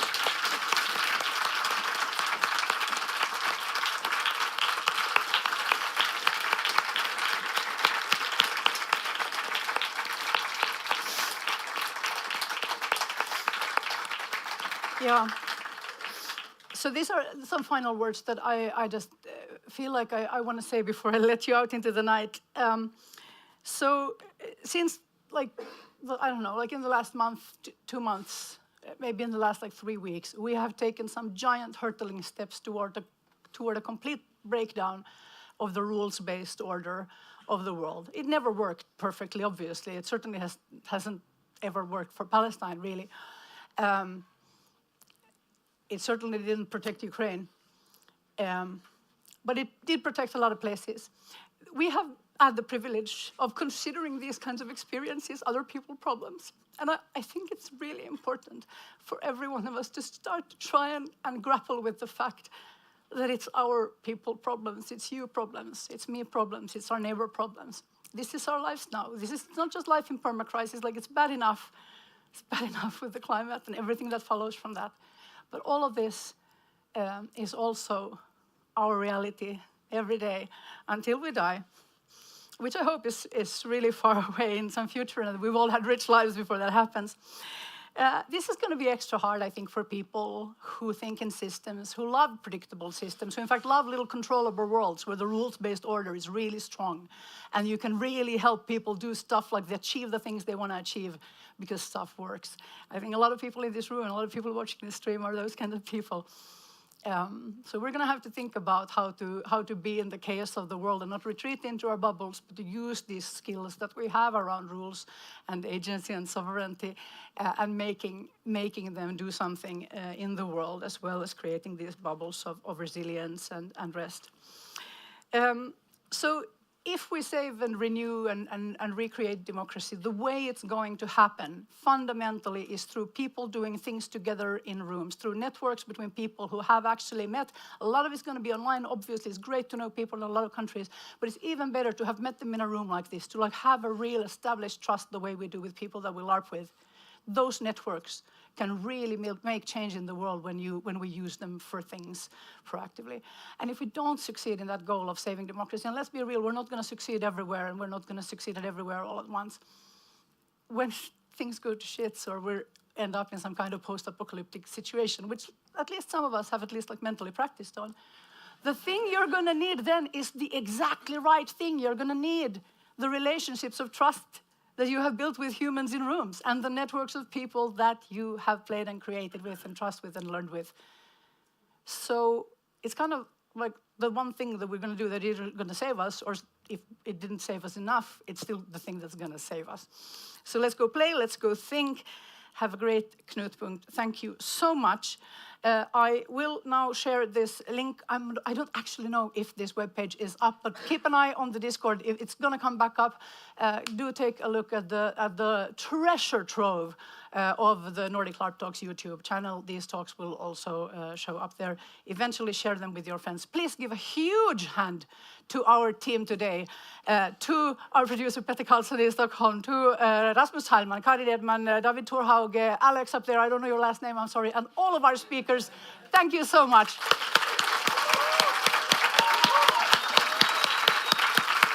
Good night.